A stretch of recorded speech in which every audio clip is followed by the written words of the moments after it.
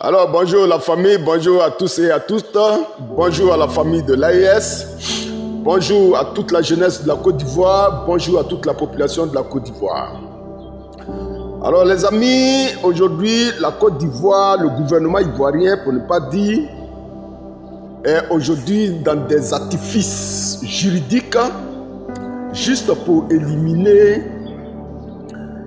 les grands tenants du pouvoir, comment on appelle ça, les grands opposants du moins en Côte d'Ivoire. Le gouvernement, que ce soit la CEI, que ce soit la justice ivoirienne, aujourd'hui ils sont dans des artifices juridiques pour nous faire croire, nous les Ivoiriens, que nos opposants sur lesquels nous comptons pour arracher le pouvoir d'État en Côte d'Ivoire ne sont pas éligibles en Côte d'Ivoire pour des raisons qu'ils évoquent. Mais nous les Ivoiriens, c'est pas ça que nous regardons. C'est pas ça que nous regardons. Ce qui me fait mal surtout, c'est le silence de la CEDEAO et de l'Union africaine. Surtout le silence de la CEDEAO et de l'Union africaine. Parce que voilà une cour de justice internationale, la Cour de justice des droits de l'homme, j'espère que je prononce bien, qui prend une décision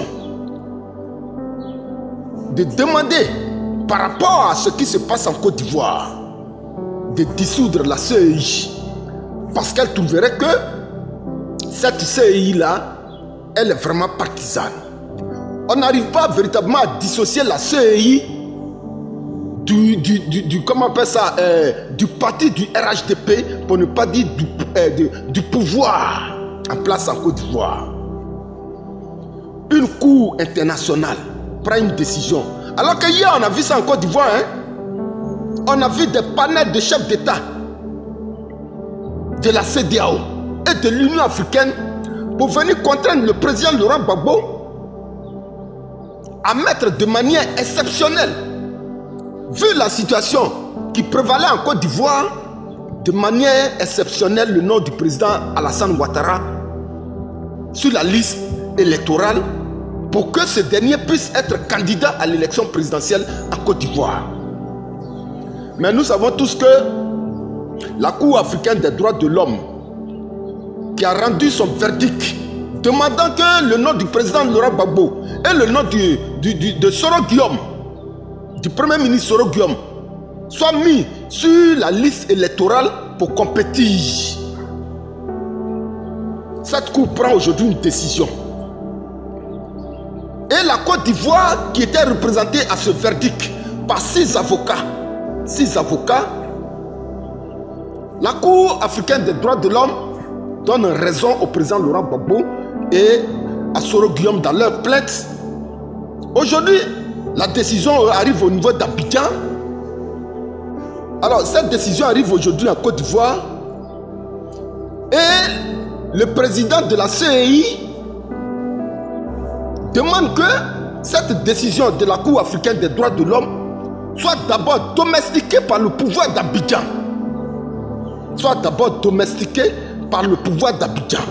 C'est-à-dire que le pouvoir d'Abidjan donne l'ordre à la CEI d'appliquer la décision qui a été prise par la Cour africaine des droits de l'homme. Et le président de la CEI refuse. Le gouvernement d'Abidjan refuse. Alors que la Côte d'Ivoire était membre de cette Cour africaine des droits de l'homme. Pour atteindre leur objectif, la Côte d'Ivoire a décidé de se retirer de cette Cour africaine des droits de l'homme. Juste pour empêcher le président Laurent Gbagbo et le ministre Charles Blé Goudé, le ministre, oui, tous les autres opposants même, à ne pas compétir. Vous voyez un peu ce que la CEDEAO et l'Union africaine aujourd'hui font à notre pays, la Côte d'Ivoire. Un organe qui est un organe de l'Union africaine et de la CEDEAO. Prend une décision. C'est-à-dire cette décision engage même la CEDEAO et l'Union africaine. Mais dans son application, le pouvoir d'Abidjan refuse. La CEI refuse. Et pourtant, cet organe qui est la CEI nous fait croire qu'elle est indépendante. Et il y a un journaliste qui pose la question au président de la CEI, mais pourquoi est-ce que pour l'application de cette décision, vous n'allez pas vers le gouvernement? Pourquoi vous n'allez pas vers le gouvernement pour leur demander de domestiquer cette décision de la Cour africaine des droits de l'homme pour son application? Le président de la CEI dit non, non, non, non, non, c'est pas de mon ressort. Et la CEDEAO, perchée en l'air avec l'Union africaine, regarde. Ils sont là en train de regarder le peuple de Côte d'Ivoire pourrir.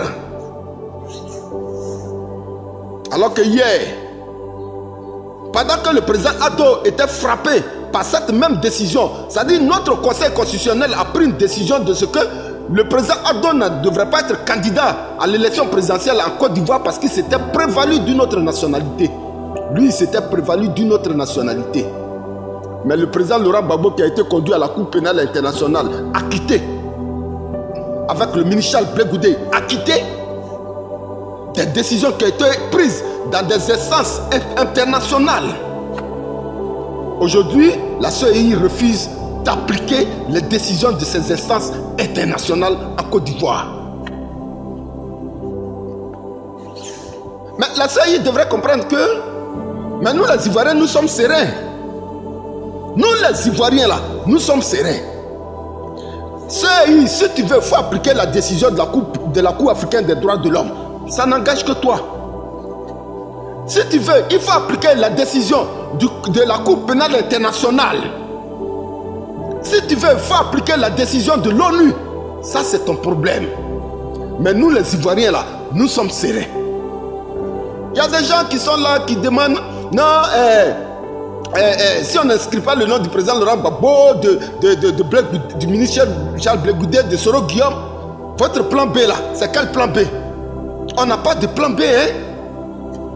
On n'a pas de plan B parce que nous aimons notre pays, la Côte d'Ivoire. Là où vous regardez là, il y a des gens, ils pensent aujourd'hui que nous allons courir derrière les gens de l'AIS. Venez nous aider, on va enlever Ouattara. Venez nous aider, on va enlever Ouattara. Il n'y aura pas de gain en Côte d'Ivoire. La seule chose que nous vous demandons, le ministre Adjoumani, le ministre Mamadou Touré, ils ont dit que, pour paraphraser leurs propos, hein, tous les Ivoiriens veulent aujourd'hui que le président Alassane Ouattara soit leur candidat. Nous les Ivoiriens, on a dit, on a compris. Jusqu'à même le ministre Adjoumani allait donner même des chiffres pour dire que 95% des Ivoiriens. Mais les 5% là disent qu'il faut mettre le nom de tout le monde. On fait des élections inclusives. Les 5%. Et vous avez peur. Vous avez peur des 7%. Ça veut dire que vous n'êtes pas serein. Mais ce que je voudrais dire, aujourd'hui, le pouvoir d'Abidjan allait réclamer 4e mandat à la France, qui leur a donné quitus. Et aujourd'hui, la France décide d'écarter nos leaders. Parce que la décision de la CEI et du gouvernement ivoirien aujourd'hui là, c'est la France. C'est la France qui leur dicte cela. Nous les Ivoiriens, on va se battre. On va se battre. Si les élections sont organisées, on va se battre pour reprendre le pouvoir d'État. Mais il faut que la France sache que on a connu les Arabes qui ont connu, comment on appelle ça, on a vu les Arabes, le printemps arabe. Le printemps de l'Afrique de l'Ouest, l'Afrique occidentale. Nous les Ivoiriens, nous n'allons pas rester derrière. On ne sera pas en reste de ce printemps qui souffre aujourd'hui sur l'Afrique occidentale. Le Mali a déjà donné les frères de l'AES et nous ont déjà donné le quitus. Mais nous les Ivoiriens là, nous n'allons pas rester derrière. Derrière ce printemps qui souffle, ce vent nouveau qui souffle sur l'Afrique. Parce que c'est le combat dans lequel nous sommes aujourd'hui. Et si la France continue de soutenir la forfaiture dans notre pays, la Côte d'Ivoire, mais c'est elle qui va perdre. C'est elle qui va perdre. La patrie ou la mort, nous